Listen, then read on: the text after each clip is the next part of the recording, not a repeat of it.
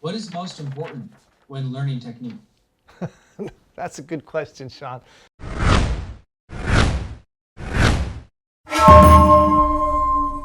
I think the most important thing is to learn from a good person. Now, Sensei's been saying this for decades. I mean, we all know this, right? For decades, he's been saying, you got to learn from good people. And, I'm not lying here. You can go look back and look at all the different taikais or whatever. He's always saying, learn from good people. Decades. I'm not lying. Not just yesterday or the day before. Decades. Learn from good people. This, I think, is the most important thing when you're learning technique. And you may say, oh, that's obvious, Paul. Why are you saying this? Sure.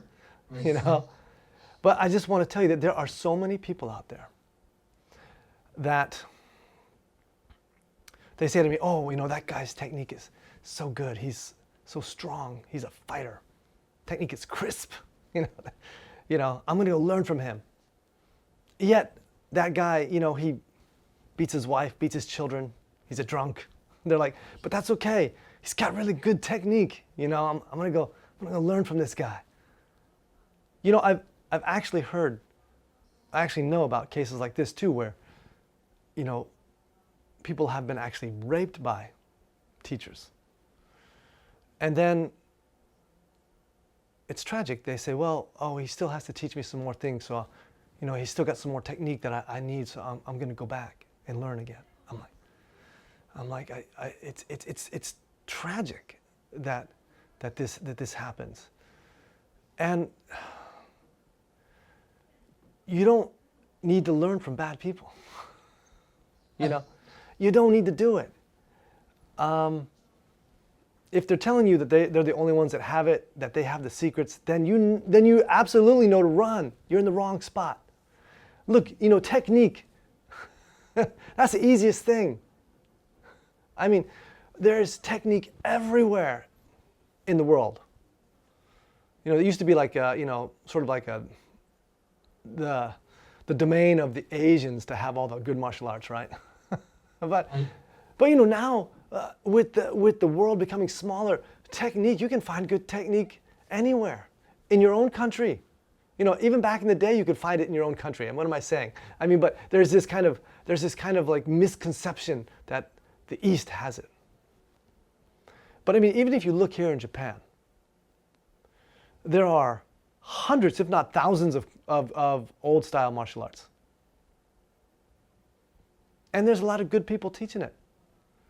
You can learn from thousands of people. You don't have to go to a bad person. And you shouldn't go to a bad person. You can, if you want technique, you can travel from Hokkaido down to Okinawa, up and down, and keep learning technique.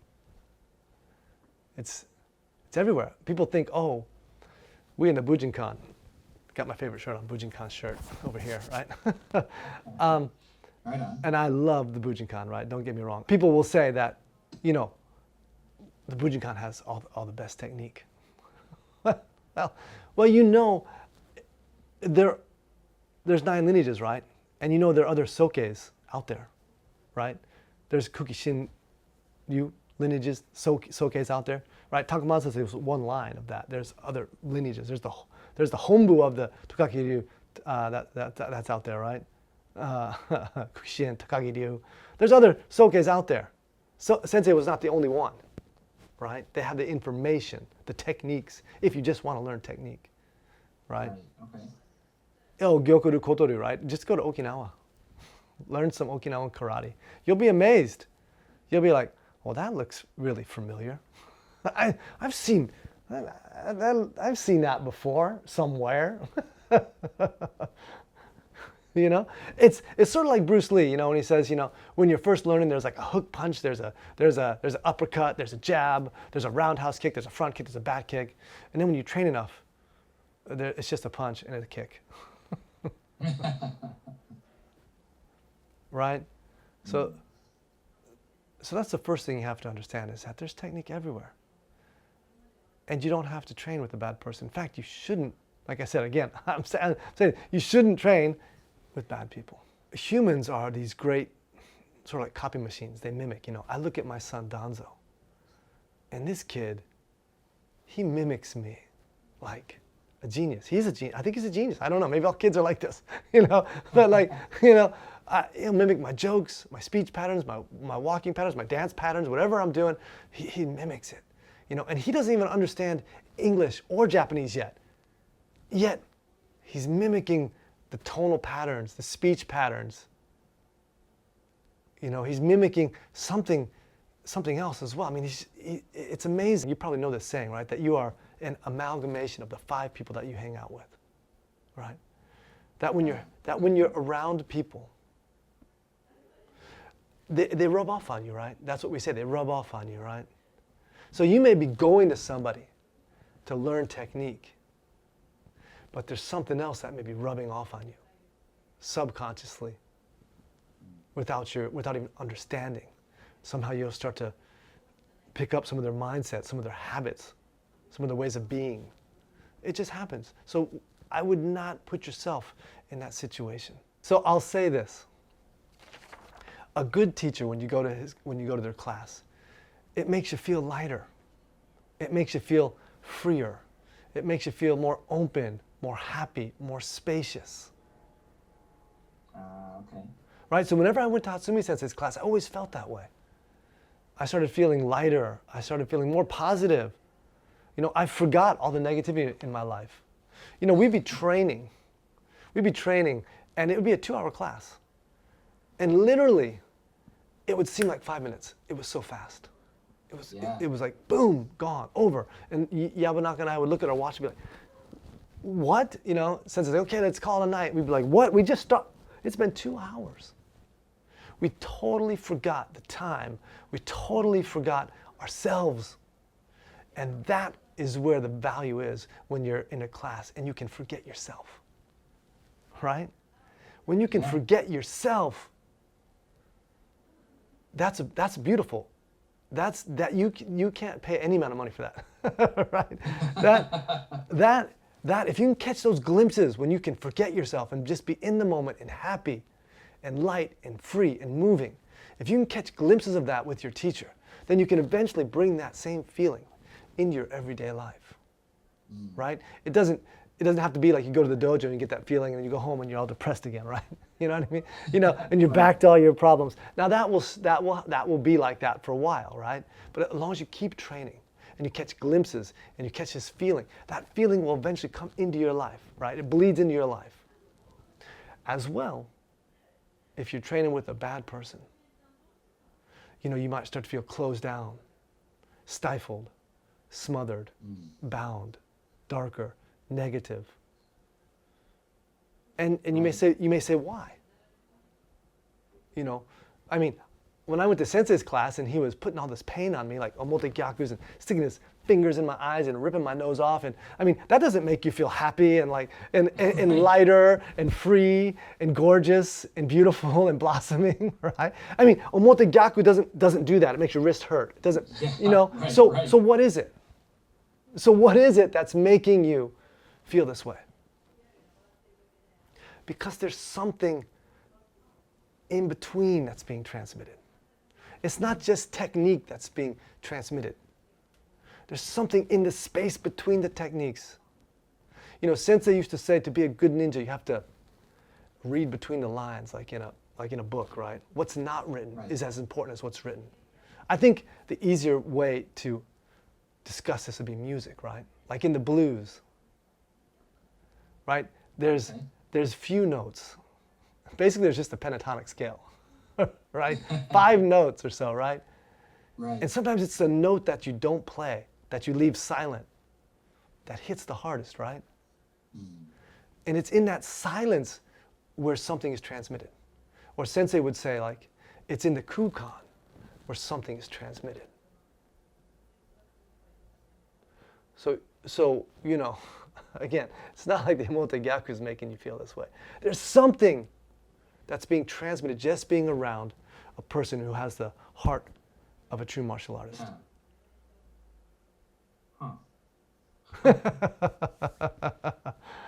Right? And the same if you're going with someone who doesn't have the heart of a martial artist, right? Doesn't have that kajo chikusei. You know, we can discuss what that means later, but this heart of the martial artist, right? Yeah. this kind of magokoro, pure heart, right? And if you don't have that, there's still something being transmitted. There's still something underlying there. And it's a dangerous proposition to train with those people because inadvertently, without you knowing it, something is being transmitted. That's why it's super important to find those good teachers and train with them. There's a big difference when training with a person that has like the heart of a martial artist and one that doesn't. And you can feel it right away. It's something you can tangibly feel too in the taijutsu as well. Even though Sensei's taijutsu was devastatingly painful, absolutely mind-numbingly painful. I mean, I used to watch when he would like, nail people to the floor with like his fingernail, like in their eye, and they'd be flopping around like like a fish with a nail through their eye. I remember my friend, Willie from Argentina, getting up and Sensei had like drilled his eye and he's like, for 3 days he couldn't see straight. But we came back. And there's a reason. It's because someone that has the pure heart of the martial artist, they're working for the benefit of their students. And there's something about their hand which is more compassionate. Even though there's a lot of pain sometimes, it comes from a compassionate palm. I don't know there's anything else to say now. It's like that movie, The Buddha Palm, right? It comes from this kind of the space of compassion and empathy. So there's a huge, huge difference in being taught by someone who has a good heart and someone who has a dark heart, and that the taijutsu feels completely different. One feels violent, unnecessarily violent maybe, and rough and unpolished, where one is smooth. It can be, it's kind of silky. And then when it has to be, it's very painful. Yeah. It seems like the person who has a good martial art has an ability of choices. He has like a plethora of choices, right? So he's not always trying to dominate you, right? He's able to guide you through things instead of dominate you. He allows you to crush yourself a lot of times. It's nice of him. Yeah, well, it takes less energy, right? I mean, you just let them fall on their head, and then you step on it. Versus someone who's trying to throw you down and wrestle you down, things like this, right? Now, of course, I'm just giving some ideas here. This won't, be like this for everyone in every moment, right? But I'm just trying to give you some ideas of my experience with my teacher. Right. So it's like, when I did salsa a lot, I was a big salsa dancer and Really? yeah, in Tokyo for a while. I did a few competitions, right? Embarrassing, I wasn't that good, but to practice, we'd go to these salsa clubs in Tokyo every night. And, you just go up to a lady and you'd be like, would you like to dance? And they'd say, sure. And then you would take their hand and you'd lead them out to the floor. And I kid you not, when you put your hand out and you say, can I have the next dance? They put their hand on yours.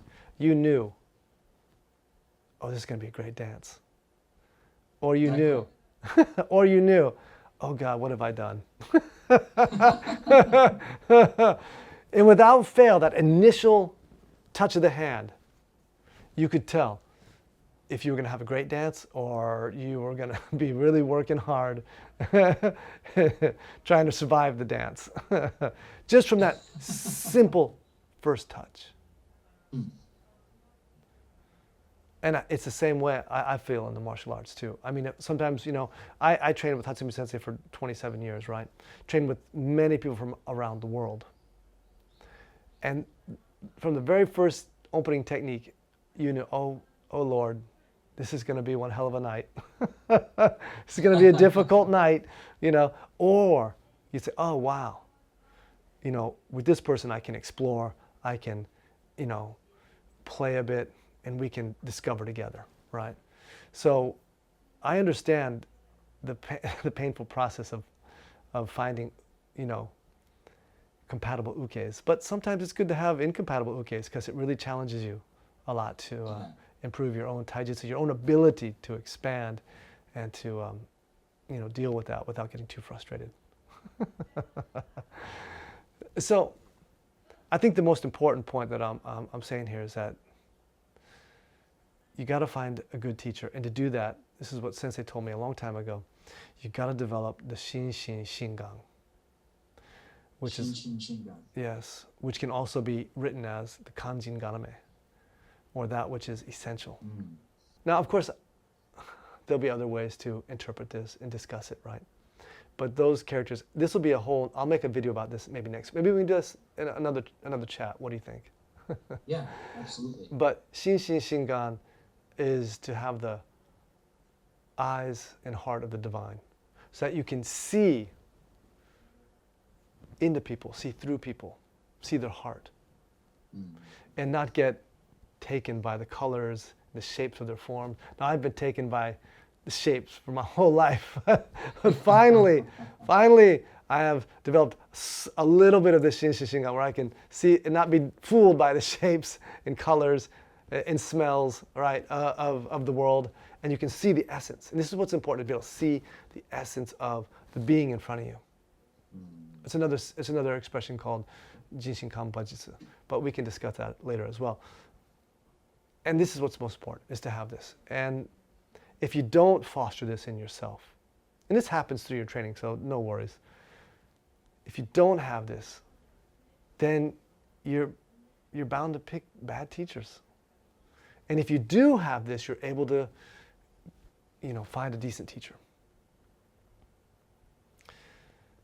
And if you have a good teacher, then your life starts to blossom. It starts to be fragrant. It starts to loosen up. You start to be able to throw away a lot of these things that you don't need, that have been weighing you down. If a bad teacher, you get closed, darker, heavier, and you have, you have a miserable time.